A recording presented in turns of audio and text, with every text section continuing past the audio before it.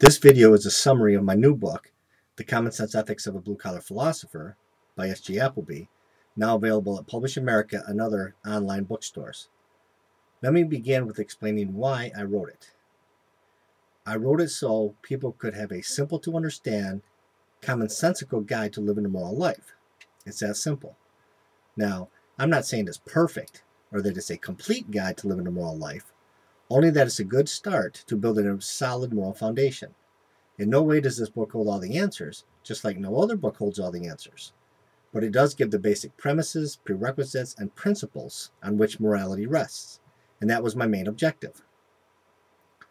Other reasons I wrote this book was to show the average, everyday, moral, productive citizen that they have the right to keep what they have earned, that they have no moral obligation to take care of those who choose not to take care of themselves, that they have the right to give to who they choose to give to, that the government has no right to take what they have earned and give it to those who have not earned it, that the 20th century American paradigm of entitlement is not only unconstitutional, but totally immoral as well, and that it's this entitlement mentality that's destroying America from within, that no adult human being has a right to be a parasite upon another human being, that no government has a right to force one human being to be a host for another human parasite, that the battle has never been between the haves and the have-nots, but between the do's and the do-nots.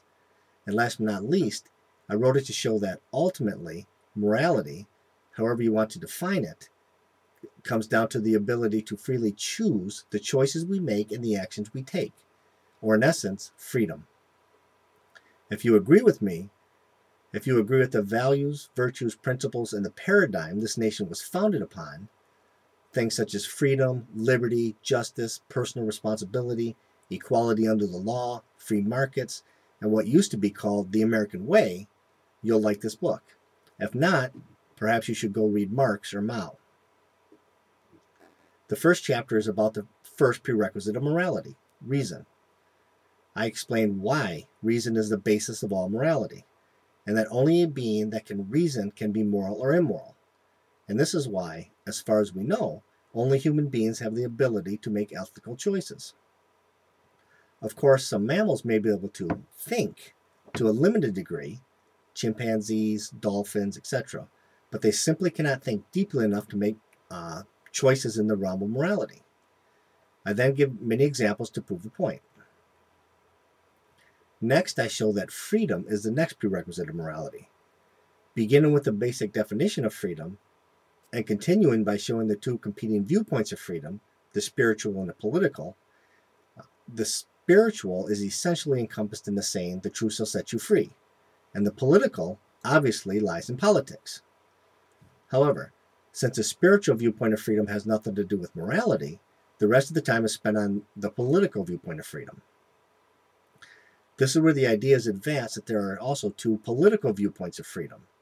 The first being, in essence, what America's founding fathers believed, that human beings have the right to do whatever they want as long as they don't violate the equal freedom of others to do the same, and that all human beings have the unalienable right to life, liberty, and the pursuit of happiness. The second political viewpoint of freedom is, in essence, the Marxist premise that you cannot have freedom without economic equality, which is, of course, ridiculous and not freedom at all.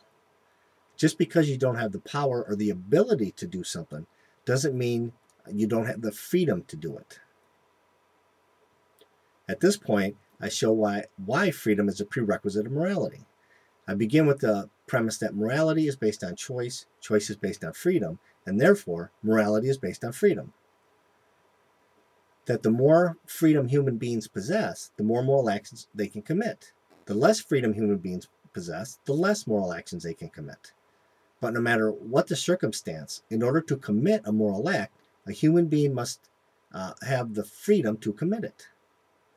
This premise is extremely important because until human beings understand the truth of it, they'll never be able to achieve peace on earth, because the initiation of force will be seen as a legitimate option for human beings to deal with one another.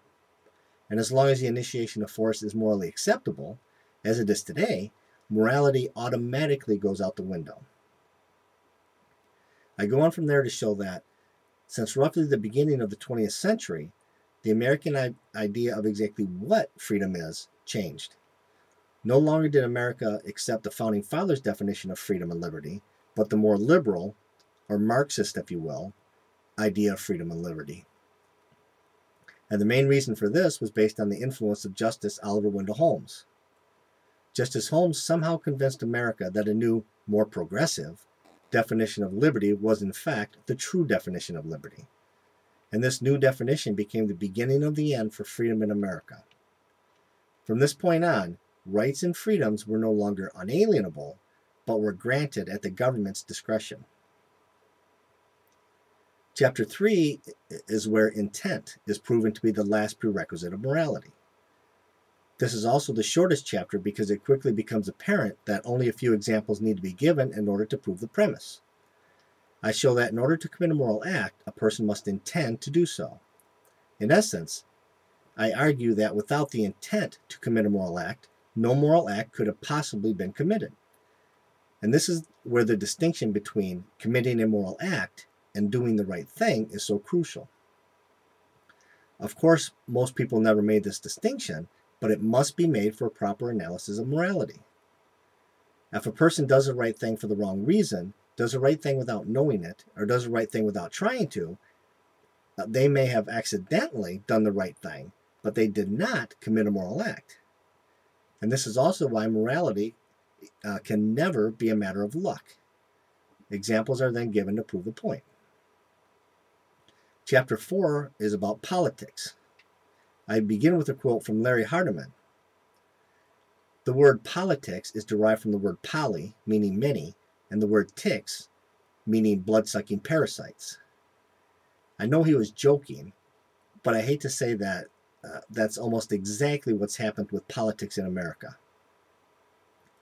Then I present the basic premise that there are only two ways for human beings to deal with one another. One is by force, the other by persuasion. It will always come down to one or the other, period. And since the initiation of force is the antithesis of morality, because it takes away freedom, the only truly moral choice is persuasion. Using this premise, I show that the Democrats and Republicans both begin with the premise of force and not persuasion. And because of this, both the Democrats and Republicans are inherently immoral, and sometimes even evil. I show how one party believes in economic freedom, but not personal freedom, while the other party believes in personal freedom, but not economic freedom. Either way, both are anti-freedom and therefore anti-morality. Then specific examples are given from the realm of politics. Abortion, the death penalty, victimless crimes, Social Security, welfare, etc. And show how, given the prerequisites of morality, reason, freedom, and intent, that only certain government policies, or lack thereof, are compatible with a moral society. Some other controversial but very crucial points are then made, such as Americans are now value security over freedom, Americans have succumbed to the good intentions mentality of government interventionism, the disaster of Hurricane Katrina was not only avoidable, but actually caused by government policies, that 9/11 was caused by government policies, that Americans are no longer governed but ruled, and last but not least are my arguments concerning the separation of church and state.